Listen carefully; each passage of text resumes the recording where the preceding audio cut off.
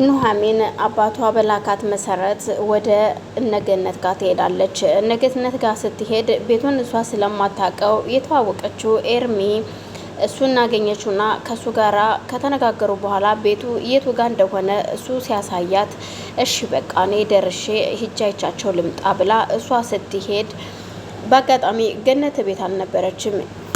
ኤደን እናቷ ያስቀመጠችውን ገንዘብ አውጥታ ይዛ ከቤት ትወጣለች። ምክንያቱም ልክ ሌባ እንደገባ ለማስመሰል ፍራሿንም ግልብጥብጥ አድርጋ ነበር ከቤት የወጣችው። እናም ኤደን እሷ እንደወጣች ኑሐሚን ትገባለች። ኑሐሚን ስትገባ ኤደን እያየቻት ስለነበረ ወይ ገባሽ እንዴ? እግዚአብሔር ይስጥሽ፣ ዛሬ የተሰራልሽን የተዘጋጀልሽን ነገር ብታቂው እንኳን ቤት አይደለም እችን በራት ረግጫትም ነበረ ምን እንደተዘጋጀልሽ ስትል ኑሐሚን ገብታ ምንድነው ምን ሆኖ ነው ወይኔ ጉዴ ፈላ ብላ ፍራሹን እያስተካከለች እያለ ከኋላ ወይዘሮ ገነት ትገባለች። ወይዘሮ ገነት እንደገባች ምን እያደረግሽ ነው አንቺ? ምን እየሰራሽ ነው አንቺ? ዘረቢስ ደግሞ ምን ልታረጊ መጣሽ እዚህ? ያ እርኩስ አባትሽ ነው የላከሽ ስትል ቦርሳዋን ሩጣ ታያለች። ቦርሳውን ባየችው ሰዓት ብር ውስጡ ስላልነበረ ጭራሽ ገንዘቤን ልሰርቅ ነው የመጣሽው? ተልከሽ ነው የመጣሽው? ስትል ኑሐሚን ትደነግጥና ምንም ነገር ሳትመልስ ባለችበት ዝም ብላ እንደቆመች አይኗን ታያታለች። ከዛም ተከትላ ኤደን ትገባና እንዴ ደግሞ እቺ ምን ልትሰራ መጣች? ምን ፈልጋ ነው የመጣችው? ስትል ምን አቅላት አለው? ምን ፈልጋ እንደመጣችማ እኔ ምን አውቃለሁ? ያ እርኩስ አባቷ ልኳት ነዋ። ብሩን እኮ ሰርቃኛለች፣ ገንዘቡ የለም፣ ቦርሳዬን ከፍታዋለች እና ባዶ ቦርሳ ነው ያለኝ ስትል ለልጇ ትነግራታለች። ታዲያ ዝም ብለሽ ታያታለሽ እንዴ? ስትል እንዴት ዝም ብዬማ አያታለሁ ትልና ከልጇ ጋር ተባብራ ፍራሽ ላይ ትጥላትና ለሁለት እየደበደቧት እሷ ስትጮህ የሚደርስላት ሰው አልነበረም። በዛ መሀል ኤርሚ እንዲች ልጅ ምን ሆና ነው የቆየችው? በሰላም ነው ቆየችሳ ሲል ይሄዳል። ወደ በሩ ጠጋ ሲል ጩኸት ሲሰማ ሩጦ በር ላይ የሆነ ኑሐሚን ሲል ሁለቱም ተደነጋግጠው ከእሷ ላይ ሲነሱ ዘሎ ሲገባ ሁለቱም እሷ ላይ እንደነበሩ እየደበደቧት እንደነበረ ሲደርስ ተነስተውለት ስለነበር እሷን ያነሳና ቆይ ምንድን ነው? አይውልህ ሌባ ነች አሉኝ እኮ ሰረቀች ብሎ እኮ እየደበደቡኝ ነው ስትል ትናገራለች። ያ እርኩስ አባትሽ ነው ይሄ ሁሉ እየላከሽ ያዘረቢስ ስትል አሁንም ትደግማለች። ይውልሽ ከዚህ በኋላ ስለ አባቴ ምንም ነገር እንድትናገሪ አልፈቅድልሽም። ገነትም ሆንሽ ኤደን የእናንተን ጉድ እነግረዋለሁ ከዚህ በኋላ ላባዬ ስትላቸው እኮ እንደምንነግረው ሄጃ ንገሪው፣ አንካሳ ወፍ ሳቀድምሽ መናገር ትችያለሽ ሩጪ ስትል ኤደንም ታፌዝባታለች። ቆይ ምንድነው የሆናችሁት? ኑሐሚን ቆይ አንቺ ምንድነው ሾ? የእናንተ ጉድ እኮ አያልቅም። ፖሊስ ሲመጣ ብዛ ሄደሽ ብትናገሪ አይሻልም ስትላት ፖሊስማ ቢሆን ኑሮ የኔን ለአባቴ መታከሚያ ያልኩትን ገንዘብና ሀብሌን ስትወስጂ ምን ፖሊስ ይጠራል አልሽም ታዲያ ስትላት ምን ያንቺን ሀብል ማን ወሰደ? ሀብልሽ ያለው ራስሽ ጋ ነው። ዝም ብለሽ ሰውን ሌባ አትበይ፣ አንቺ ራስሽ ሌባ ነሽ ስትል ኤደን ትናገራታለች ኑሐሚን።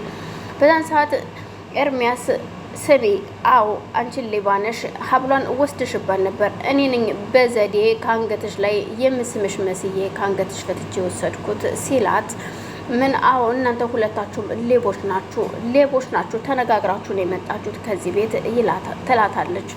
በዛን ሰዓት ኤርሚያስ በቃ እንውጣ ከዚህ ቤት ኑሐሚን ሌላ ችግር እንዳይፈጠር ሲል እንዴ ቆይ እንጂ ሌባ ነሽ እያሉኝ እኮ ነው። ማን ሌባ ማን ታማኝ ንጹህ ሰው እንደሆነማ ሳላቅ ከዚህ ቤት አልወጣም ስትላዋለች።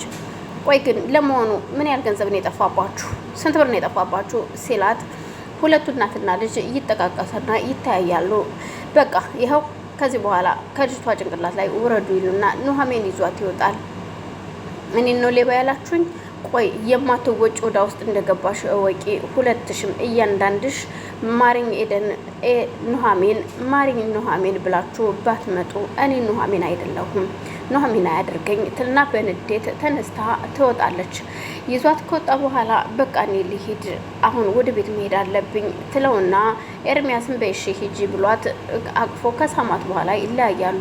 ወደ ቤት ትሄድና ኑሐሚን ቤት ውስጥ የጎረቤት ልጅ ስለነበረች አባቷን እያጽናናችላት አንተ ግን ቆይ ልጅህ የት ሄዳ ነው? ኑሐሚን ወደ የት ሄዳ ነው? ትመጣለች፣ አይዞሽ ልጄ። እናትሽ የት ሄዳ ነው ስትባል እናቴን እንጃ ማታ ማታ ቢሮ ነው የምሰራው እያለች ቢሮ ነው የሄደችው። እናም ዛሬ ግን ሳትመጣ ውላ አደረች። ለምን እንደሆነ አላቅም ስትል ትናገራለች።